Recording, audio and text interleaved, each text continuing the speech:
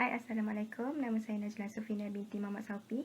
Pada hari ini, saya dan rakan-rakan saya daripada kumpulan 3, kami akan membentangkan tugasan kertas kerja kami yang bertajuk konsep sains sebagai ilmu berdasarkan perspektif Islam. Nama saya Wan Nur Suhafizah binti Wan Zawawi. Assalamualaikum warahmatullahi wabarakatuh. Hai semua, nama saya Siti Hajah binti Nasrul. Nama saya Nur Hakimah binti Muhammad Safaruddin. Assalamualaikum warahmatullahi wabarakatuh. Nama saya Fatin Nur Zahirah binti Jusoh. Saya Fatin Fatihah binti Syamsuddin. Sains merupakan ilmu pengetahuan yang saling berkait dengan wahyu. Segala kajian serta penghasilan teknologi dihubungkan dengan kebenaran sains yang menjadi asas utama ketamadunan Islam. Setelah dikaji, banyak ayat dalam Al-Quran yang menterjemahkan sains dalam konteks Islam itu sendiri. Semua ayat tersebut bukanlah semata-mata untuk dibaca tetapi memerlukan pengkajian. Allah Subhanahu Wa Taala menciptakan alam semesta ini merangkumi langit dan bumi dan segala benda dari sekecil zarah untuk kegunaan umatnya yang merangkumi dari segala aspek kehidupan. Al-Quran dijadikan sebagai rujukan utama dan garis panduan buat saintis menjalankan uji kaji sains. Kajian tersebut hendaklah berpendukan syariah kerana telah ditetapkan oleh Islam. Edaran zaman yang berlalu dengan pantas sedikit sebanyak memberi kesan kepada kehidupan kini. Dahulunya, bidang pengajian ilmu yang hanya berlandaskan wahyu Allah Subhanahu Wa Taala kini telah diperluaskan dan menajamkan buah fikiran manusia dalam pengkajian yang mampu mendatangkan kebaikan yang besar buat umat Islam. Tetapi, kegemilangan Islam kini sukar diperkembangkan kerana telah ditindasi oleh pencapaian hebat tamadun barat yang dilihat kini telah menjadi keagungan tamadun dunia, terutamanya dalam bidang sains dan teknologi. Sebagai umat Islam, kita sepatutnya berusaha untuk mengekalkan ilmu sains Islam kerana ianya merupakan suatu tanggungjawab. Agama Islam yang syumul sememangnya tidak dapat dipisahkan dengan sains. Realitinya, di dalam Al-Quran, Allah Subhanahu Wa Taala banyak menceritakan tentang ilmu sains. Penemuan fakta-fakta sains oleh saintis barat sebenarnya telah lama dibuktikan oleh Allah Subhanahu Wa Taala di dalam kitab suci Al-Quran. Hujah ini dapat disokong dengan penciptaan planet bumi yang berbentuk sfera kebulatan yang mengelilingi matahari di atas paksinya. Selain itu, cap jari manusia yang dikenal pasti sebagai alamat pengenalan mereka. Bahkan, segala teori saintis barat berkenaan gambaran semasa hari kiamat tiada beza dengan gambaran yang dinyatakan dalam Al-Quran. Jelaslah bahawa kitab suci Al-Quran mendahului pemikiran manusia kerana telah menggambarkan semua kajian saintifik yang dijalankan oleh saintis barat. Islam mempunyai tokoh-tokoh yang sangat terkenal dalam bidang sains dan buku-buku mereka masih lagi dirujuk sehingga sekarang. Antaranya ialah Ibn Sina, Ibn Rushdi dan Al-Khawarizmi. Sains Islam merupakan ilmu pengetahuan tertentu yang lahir dari hasil gabungan antara ilmu intelek dan ilmu wahyu yang selaras dengan konsep ajaran Islam. Perasaan ingin tahu manusia tentang fenomena alam telah mendorong kepada kewujudan sains. Islam dan sains tidak wujud sebarang pertentangan, sebaliknya lebih menghargai sains kerana sains merupakan salah satu cara untuk manusia melihat kebesaran Allah Subhanahu Wa Taala melalui penciptaannya. Dalam erti kata lain, sains Islam banyak membantu manusia memahami persoalan tauhid. Pada dasarnya, Islam tidak hanya menggalakkan penerokaan saintifik semata-mata, bahkan menghubungkaitkannya dengan ibadah. Pada pandangan Islam, ilmu sains sangat penting dalam kehidupan manusia dalam penghasilan ubat-ubatan dan kaedah rawatan baharu. Pemahaman Barat mengenai sains agak kurang jelas kerana menganggap segala perkara yang diuji itu adalah wujud dan benar. Tetapi, Islam tidak menganggap semua perkara yang diuji itu adalah sahih. Wahyu diletakkan sebagai asas utama keyakinan terhadap perkara-perkara yang tidak dapat dikesan oleh panca indera. Realitinya, sains Islam mampu mendekatkan diri manusia dengan Allah Subhanahu Wa Taala. Wujud perbezaan antara sains Islam dan sains Barat dari segi falsafah. Pada pandangan masyarakat Barat, sains berkait rapat dengan penciptaan sesuatu tanpa terikat dengan nilai kemanusiaan dan nilai ketuhanan. Memang tidak dapat kita nafikan bahawa sumbangan sains Islam banyak memberikan faedah kepada kehidupan manusia pada zaman moden. Contohnya, melalui bidang biologi yang menjadi asas kehidupan manusia kerana saling berkait dengan perubatan, pertanian maupun kesihatan. Dalam konteks sains Islam, biologi dikaji dari sudut hubungan antara semua perkara yang wujud. Segala pengetahuan baharu yang diperolehi akan membawa manusia menjadi lebih dekat kepada Allah Subhanahu Wa Taala. Walau seluas mana pengaruh Islam terhadap masyarakat dunia, sekiranya tiada kesedaran umat Islam dalam melaksanakan tanggungjawab mereka untuk menyampaikan dakwah dan berjihad berteraskan ajaran Al-Quran, semua ini tidak dapat dicapai. Al-Quran sebagai ayat makru'ah. Makru'ah ialah ayat-ayat Al-Quran yang ditanzilkan dan dibaca. Ianya terdiri daripada 114 surah dan 6,236 ayat. Al-Quran dijadikan panduan utama untuk seluruh umat Islam, tidak kira apa-apa aspek sekalipun, termasuk konsep sains. Apa impak positif dari memahami konsep sains ini dari Al-Quran? Pertama, kita dapat mengagumi, dapat mengagungkan kebesaran dan kekuasaan Allah Ta'ala. Seterusnya, kita dapat kesedaran untuk diri sendiri supaya kembali ke jalan yang benar dan tidak melakukan perkara yang dimungkari olehnya. Yang ketiga, kita dapat menggunakan kelebihan Allah Ta'ala yang ada di dunia ini untuk ke jalan yang benar dan untuk mendapat jaminan syurganya.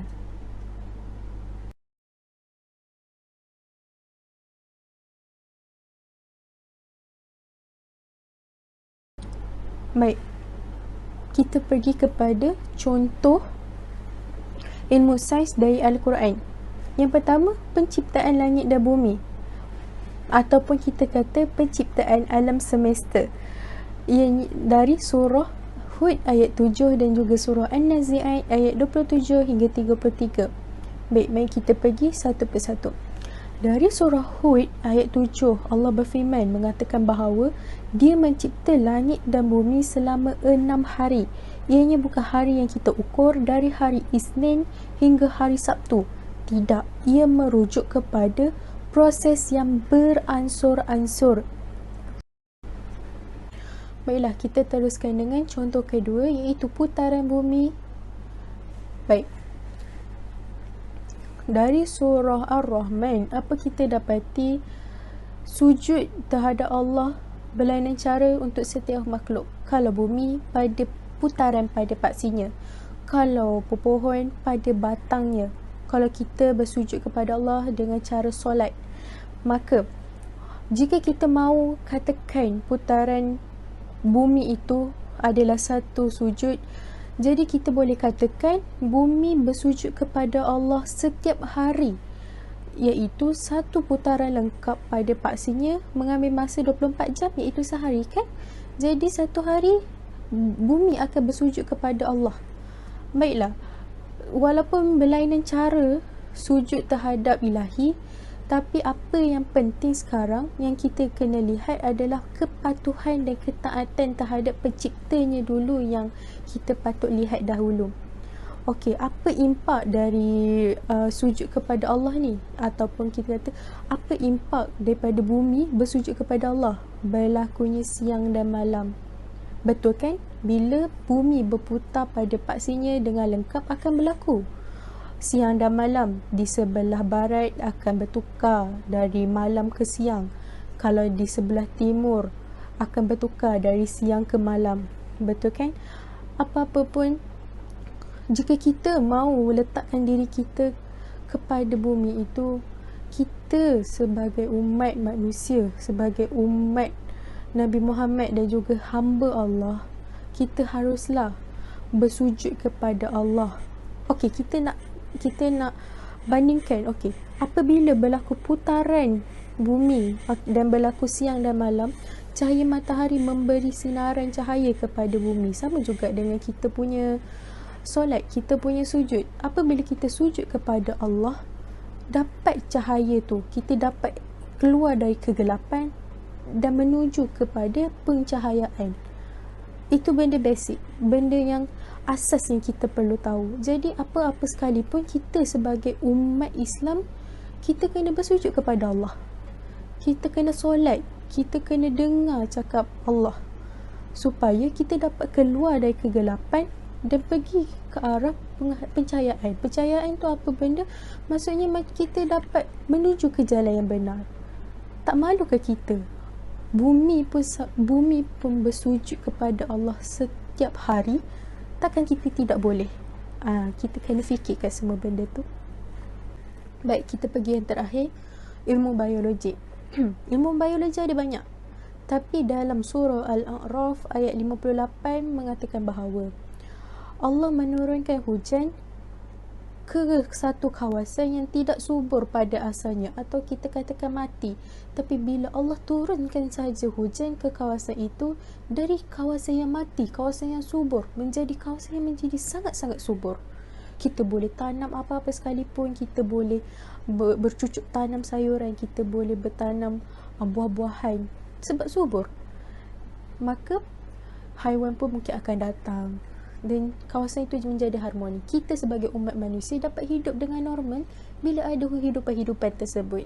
Kalau tak ada hidupan-hidupan tersebut, macam mana kita nak hidup secara normal? Baik, bila kita perhatikan, bila kita fahami ayat tersebut, apa yang kita boleh katakan bahawa Allah tu sangat berkuasa dalam semua benda. Allah tu mampu menjadikan satu negeri yang mati menjadi negara yang hidup ataupun negara yang subur. Dan juga Allah pun berkuasa untuk memberi minum kepada haiwan tersebut. Nampak tak di sini? Semua benda berlaku untuk hidup berdasarkan air.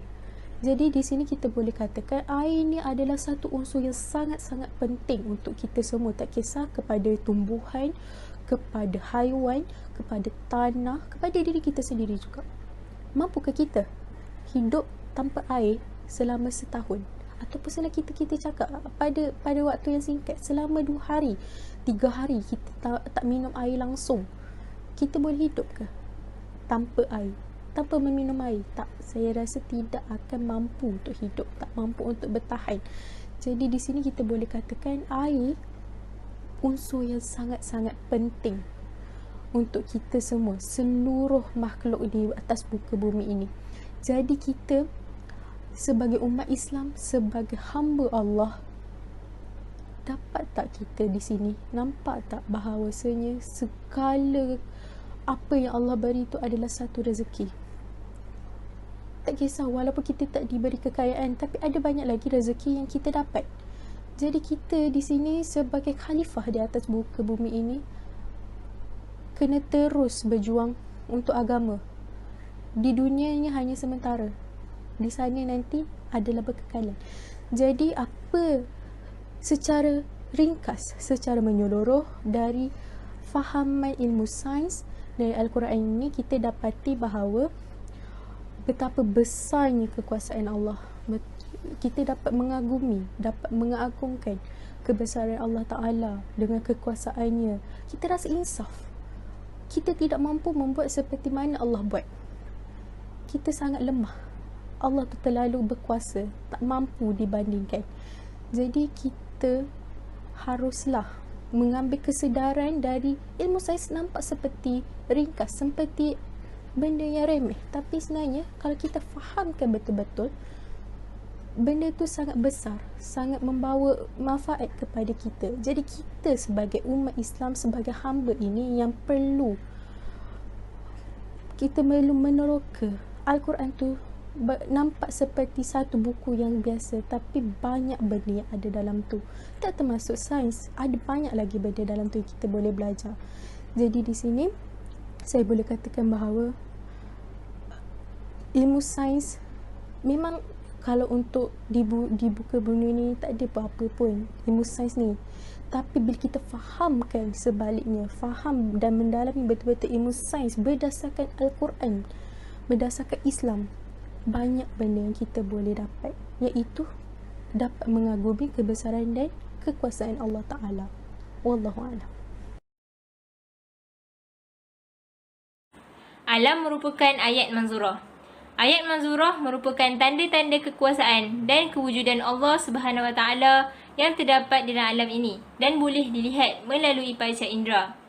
Ayat manzurah ini boleh membuatkan manusia terus berfikir tentang kejadian dan fenomena alam yang berlaku, sekaligus dapat menyedari tentang kekuasaan Allah yang terbuka ini. Antara kekuasaan Allah Subhanahu Wa Taala yang dapat kita lihat adalah fenomena gempa bumi. Gempa bumi yang merupakan getaran atau pengegaran yang kuat yang dapat menyebabkan rekahan berlaku. Fenomena gempa bumi ini memberi impak yang besar, terutamanya kepada manusia dan ekosistemnya, seperti tanah runtuh yang berlaku, kerosakan dan juga melibatkan sebilangan besar nyawa manusia dan haiwan. Di dalam Al-Quran, gempa bumi disebutkan dua istilah khusus, iaitu Al-Zalzalah dan Al-Raifah. Al-Zalzalah yang bermaksud bahawa gempa bumi adalah disebabkan oleh getaran dan gegaran yang datangnya dari tanah, manakala Al-Raifah bermaksud digoncangkan. Firman Allah dalam surah An-Nazi'at ayat 6 yang bermaksud pada masa berlakunya tiupan sangkakala yang pertama yang menggoncangkan alam. Daripada sini kita dapat melihat kekuasaan Allah, sekaligus dapat memberi kita sedar agar terus taat kepada Allah untuk meneruskan hidup dengan lebih baik. Tanda-tanda kekuasaan Allah Subhanahu Wa Taala yang seterusnya adalah kejadian manusia. Proses kejadian manusia adalah proses di mana sel telur bertemu dengan sel sperma di dalam rahim wanita. Kemudian membesar menjadi janin sehingga menjadi satu manusia yang sempurna. Di dalam Al-Quran ada menyebut bahawa manusia telah diciptakan daripada saripati yang berasal daripada tanah. Saripati yang berasal daripada tanah ini dimaksudkan dengan sari-sari makanan yang dimakan yang berasal daripada tanah. Kemudian, hanya satu sel sperma sahaja daripada sejumlah sperma yang ada dapat membuahi sel telur. Seterusnya, segumpal darah ataupun alaqah dihasilkan menjadi satu segumpal daging. Maka bermulalah pertumbuhan organ-organ dan tulang-tulang sedikit demi sedikit sehingga menjadi suatu manusia yang sempurna. Firman Allah dalam surah Al-Mu'minun ayat ke-14 yang bermaksud, kemudian kami ciptakan air benih itu menjadi sebuku darah beku.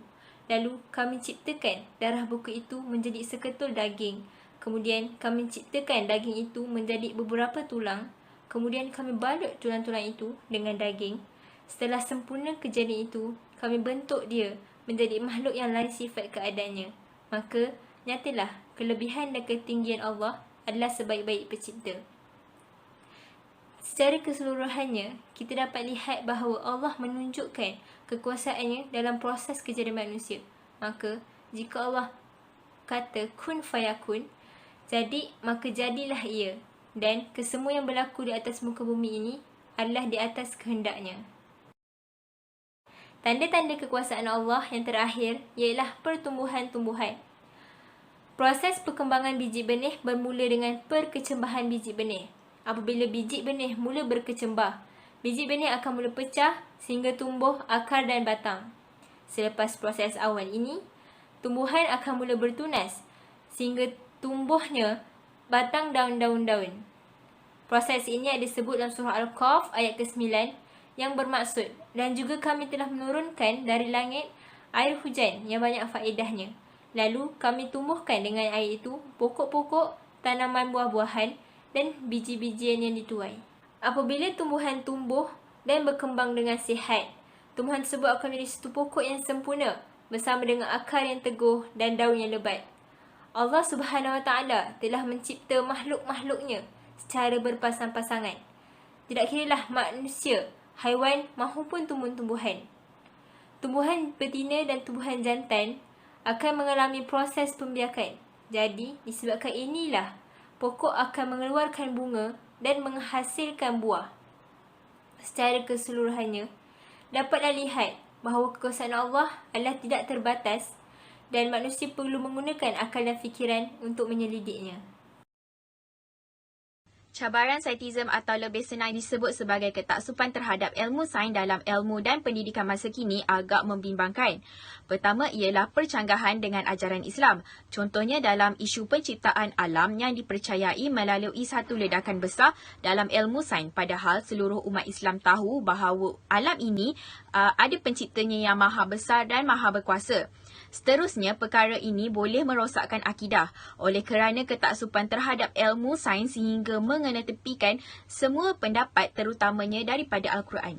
Berlakunya kekeliruan dalam kalangan generasi muda melalui pendidikan kerana terdapat banyak teori dan rujukan lebih tertumpu kepada pencarian dan penyelidikan barat yang diterapkan dalam pembelajaran. Akhir sekali, isu dualisme dengan kelahiran pelbagai mazhab menjadikan seseorang taksub dan kepercayaannya bercanggah dengan Islam. Hal ini menyumbang kepada penyelewengan ilmu dan kemunduran Islam.